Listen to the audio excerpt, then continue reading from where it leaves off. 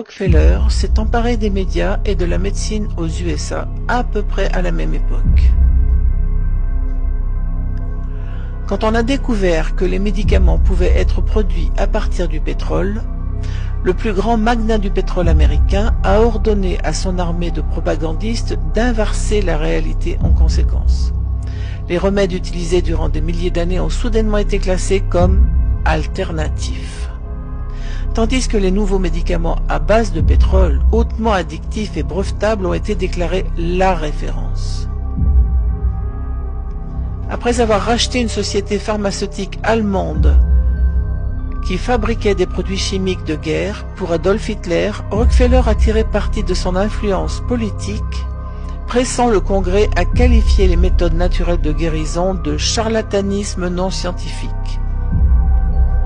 Rockefeller a ensuite pris le contrôle de l'American Medical Association et a commencé à offrir des subventions massives aux meilleures écoles de médecine à la condition qu'il soit uniquement enseigné son programme approuvé par lui. Toute mention des pouvoirs de guérison des herbes, des plantes et de régime alimentaire ont été effacées de la plupart des manuels de médecine. Les médecins et les professeurs qui se sont opposés au plan de Rockefeller ont été crucifiés par les médias, retirés de l'AMA et privés de leur licence pour enseigner et pratiquer la médecine. Ceux qui ont osé parler ont été arrêtés et jetés en prison. Lorsque des preuves ont commencé à apparaître, prouvant que les médicaments à base de pétrole causaient le cancer, M. Rockefeller a fondé l'American Cancer Society, de laquelle il a supprimé cette information. John D. Rockefeller est dûment crédité comme le fondateur de l'industrie pharmaceutique, et la raison pour laquelle l'erreur médicale est actuellement la troisième cause de décès en Amérique.